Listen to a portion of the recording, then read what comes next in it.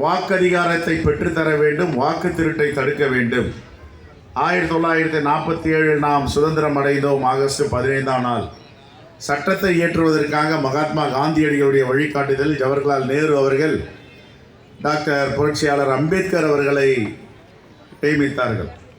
சட்டம் எழுதப்பட்டது 1949ஆம் ஆண்டு நவம்பர் 26 சட்டம் எழுதி முடிக்கப்பட்டது. 2 மாதங்கள் காத்திருந்து 1950 ஜனவரி 26 குடியரசானார். அந்த குடியரசு தினத்தில் என்னென்ன சட்டத்தில் நம்முடைய சிறப்பு அம்சங்கள் இருக்கிறது என்பது பார்த்தால், எல்லோருக்கும் வாக்குரிமை. இதுக்கு முன்னாடி வாக்குரிமை இருந்துச்சா அப்படின்னு ஒரு கேள்வி கேட்கலாம். இதுக்கு முன்னாடி எல்லோருக்கும் வாக்குரிமை கிடையாது. பட்டாதாரிகளுக்கு வாக்குரிமை, பட்டாதாரிகளுக்கு வாக்குரிமை, வசதி படைத்தவர்களுக்கு வாக்குரிமை, மிட்டா மிராசுகளுக்கு வாக்குரிமை, சாமானியர்களுக்கு வாக்கில்லை. ஆனால் அரசியலமைப்பு சட்டத்தில் வசதியானவனுக்கும் ஒரு வாக்கு, ஏழை எளிய மக்களுக்கும் ஒரு வாக்கு என்பதை காங்கிரஸ் பேரியக்கம் அந்த உரிமையை பெற்று தந்தது. அந்த உரிமை இன்று இருக்கிறதா என்று கேட்டால் அந்த உரிமை காணாமல் போய்விட்டது, திருடப்படுகிறது. எப்படி திருடப்படுகிறது? உயிரோடு இருப்பவர்களுக்கு வாக்கில்லை, இறந்து போனவர்களுக்கு வாக்கு இருக்கிறது. 60 சதுர அடியில் 6000 பேருக்கு வாக்கு சேகரிக்கிறார்கள். குறிப்பாக கர்நாடக மாநிலம் பெங்களூரில் என்ன நடந்தது மாதவபுரா தொகுதியில் என்பதை பற்றியெல்லாம் இங்கே பேசினார்கள். மகாராஷ்டிரா தேர்தலிலே தில்லுமுள்ளு, ஹரியானா தேர்தலில் மிகப்பெரிய பின்னடைவு.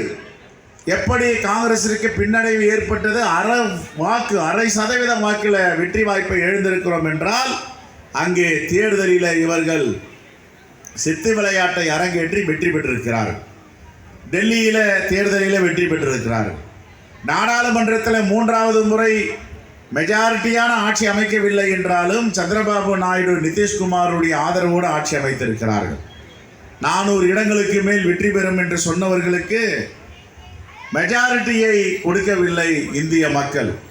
ஆனால் இதிலும் எப்படி வெற்றி பெற்றார்கள் என்றால், வாக்கு திருட்டு மூலமாக வெற்றி பெற்றார்கள் என்பதை நம்முடைய தலைவர் ராகுல் காந்தி அவர்கள் நாடாளுமன்றத்திலும் மக்கள் மன்றத்திலும் நம்முடைய பத்திரிகையாளர் சந்திப்பிலும் அவர் எடுத்து சொல்லியிருக்கிறார். இந்த வாக்கு திருட்டு எப்படி நடந்தது?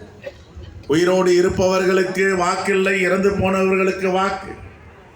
புகைப்படம் கிடையாது, முகவரி கிடையாது, தந்தை பெயர் கிடையாது, எந்தவித விலாசமும் இல்லாமல் ஏராளமானவர்களுக்கு வாக்குரிமை கொடுத்திருக்கிறார்கள்.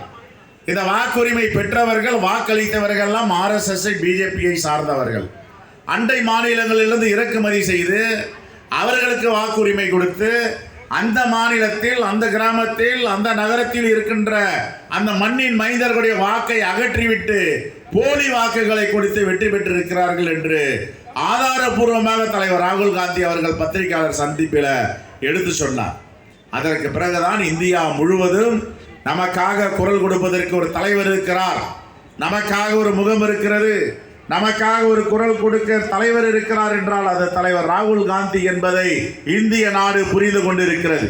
அந்த அடிப்படையில் தான் இந்த வாக்கு திருட்டை அம்பலப்படுத்த வேண்டும், வாக்கதிகாரத்தை பெற்றுத்தர வேண்டும் என்ற அடிப்படையில் எல்லா மாநிலங்களிலும், எல்லா மாவட்டங்களிலும், எல்லா கிராமங்களிலும், எல்லா நகரங்களிலும் இந்த வாக்கு திருட்டை கண்டித்து கையெழுத்து இயக்கம் நாம் நடத்தி கொண்டிருக்கிறோம். அந்த தொடர்ச்சியாகத்தான் இன்று காலை திருவள்ளூர் மாவட்டம் பொன்னேரியில கையெழுத்து இயக்கத்தில் கலந்து கொண்டோம். இப்பொழுது தென்சென்னை மத்திய மாவட்டத்தில் கலந்து கொண்டிருக்கிறோம். நாளை செங்கல்பட்டு மாவட்டம் தாம்பரத்தில் கலந்து கொள்ள இருக்கிறோம். தினமும் காலை மாலை 2 மாவட்டங்களில் எங்கெங்கெல்லாம் வாய்ப்பு இருக்கிறதோ அங்கு கலந்து கொண்டு உற்சாகப்படுத்தி வருகிறோம். 1 கோடி நிச்சயமாக கையெழுத்தை பெறுவோம் என்று நம்முடைய தோழர்கள் சொல்லியிருக்கிறார்கள். ஆனால் 2 கோடி லட்சியம், 1 கோடி நிச்சயம் என்ற அடிப்படையில் இந்த வாக்கு கையெழுத்து இயக்கத்தை நாம் நடத்தி கொண்டிருக்கிறோம். ஆகவே நேரமின்மை, இன்று புதுடெல்லியிலிருந்து ஒரு குழு வந்திருக்கிறார்கள். அவரை சந்திப்பதற்காக நானும் நம்முடைய பொதுச் செயலாளரும் நம்முடைய செயலாளரும் செல்ல இருக்கிறோம். அடுத்ததாக நம்முடைய பொதுச் செயலாளர், இந்த மாநிலத்தின் பொறுப்பாளர் மரியாதைக்குரிய திரு கிரீஷ் சோடங்கர்ஜி அவர்கள் பேசுவார். அதற்கு பிறகு நம்முடைய மாநில தலைவர்கள் அனைவரும் பேசவிருக்கிறார். குறிப்பாக பீட்டர் அல்போன்ஸ் அவர்கள் பேசவிருக்கிறார். அவருடைய பேச்சையெல்லாம் இந்த தேசத்தில் என்ன நடக்கிறது, பிஜேபியும் ஆர்எஸ்எஸும் சேர்ந்த தேர்தல் ஆணையத்துடைய துணையோடு என்ன அரங்கேற்றி இருக்கிறார்கள் என்பதை பற்றி இங்கே உரையாற்ற இருக்கிறார்கள். அவர்களுடைய வரலாற்று சிறப்புமிக்க உரையை நீங்கள் எல்லாம் கேட்டுவிட்டு தான் செல்ல வேண்டும் என்று அன்போடு கேட்டுக்கொள்கிறேன். இப்பொழுது நம்முடைய மாநில பொறுப்பாளர் திரு கிரீஷ் சோடங்கர்ஜி பேசுவார்.